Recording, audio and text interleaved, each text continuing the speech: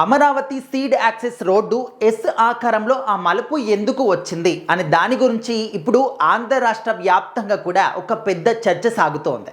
Social media open చేసినా, news channel open చేసినా, ఎక్కడ చూసినా కూడా ఈ ఎస్ ఆకారపు యొక్క ఆ మలుపు గురించే మాట్లాడుతూ ఉన్నారు. ముఖ్యంగా అసలు అదే విధంగా ఎందుకు మలుపు తీసుకోవాలి? స్ట్రైట్గా వేస్తే స్పేస్ తక్కువగా తీసుకుంటుంది, అదేవిధంగా ఖర్చు తక్కువగా అవుతుంది, తొందరగా పని కూడా అయిపోతుంది.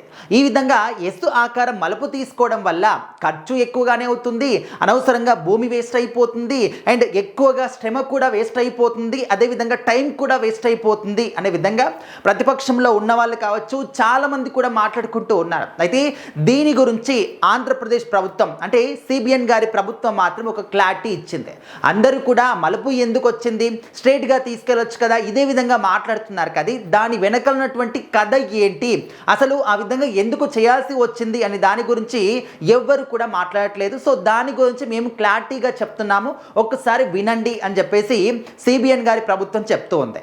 అయితే ఇప్పుడు ఆ ఎస్ ఆకారం యొక్క మలుపు ఎందుకు వచ్చింది అంటే, ఇప్పుడు స్ట్రైట్గా ఏదైతే మీరు స్ట్రైట్గా తీసుకెళ్ళొచ్చు కదా అని చెప్పేసి ఆ ప్లేస్ గురించి మాట్లాడుతూ ఉన్నారో, ఆ ప్లేస్లో ఏంటంటే ఫ్యూచర్లో అన్ని ప్రాంతాల నుంచి కూడా ఈ యొక్క రహదారికి అనుసంధానం చేసే విధంగా ఒక ప్లానింగ్ అనేది కూడా ఉంది.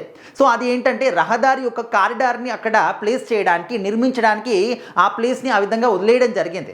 ఒకవేళ ఇప్పుడు కనుక మనము ఈ విధంగా ఆకారం అంటే ఎస్ ఆకారం యొక్క మలుపు ఉన్నటువంటి ఆ ఒక టర్న్ తీసుకోకపోతే, స్ట్రైట్గానే మీరు అన్నట్టుగా స్ట్రైట్గా వేస్తే ఫ్యూచర్లో వేరే ప్రాంతం నుంచి అనుసంధానం రహదారి చేయాలి అంటే ఎక్కడి నుంచి తీసుకొస్తారు? కారిడార్ నిర్మించకపోతే ఫ్యూచర్లో మనకు చాలా ఇబ్బంది అవుతుంది అనే దాని గురించి ఎవ్వరు కూడా ఎందుకు ఆలోచించట్లేదు? ముఖ్యంగా ఇప్పుడు ఏం జరుగుతుంది, ఇప్పుడు మనం బాగున్నామా అంటే ఓకే, అంతవరకు ఆలోచిస్తున్నారంటే అది కూడా ఓకే, కానీ ఫ్యూచర్ గురించి కూడా మనం ఆలోచించాలి.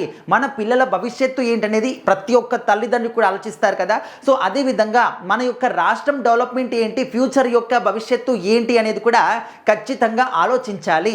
సో ఇప్పుడు మీరు అన్నట్టుగానే ఇదే విధంగా స్ట్రైట్గా ఈ యొక్క రోడ్ని తీసుకెళ్తే ఓకే, మీరు అన్నట్టుగా స్థలం తక్కువ అవుతుంది, శ్రమ తక్కువ అవుతుంది, టైం తక్కువ అవుతుంది, అంతా కూడా సేవ్ అవుతుందని చెప్పేసి మనం అనుకుంటాం. కానీ ఫ్యూచర్లో మాత్రం ఒకవేళ ఈ యొక్క స్ట్రైట్ రోడ్డుకి వెళ్తే మరి కారిడార్ నిర్మించకపోతే ఫ్యూచర్లో ఇతర ప్రాంతాల నుంచి వచ్చినటువంటి రహదారుల్ని ఏ విధంగా అనుసంధానం చేస్తామో సో దాని గురించి కూడా ఆలోచించాలి.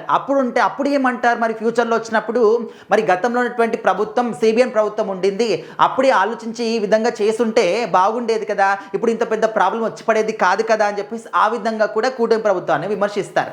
సో ఆ విధంగా ఏంటంటే సిబిఎన్ గారు ఎప్పుడూ కూడా ఇప్పుడు చేసినటువంటి ఈ పని గురించే కాకుండా ఫ్యూచర్ గురించి కూడా ఆలోచిస్తారు. ఫ్యూచర్ విజన్ ఉన్నటువంటి గొప్ప నాయకుడు అని చెప్పేసి ఆయనకి ఊరికే పేరు రాలేదన్నమాట.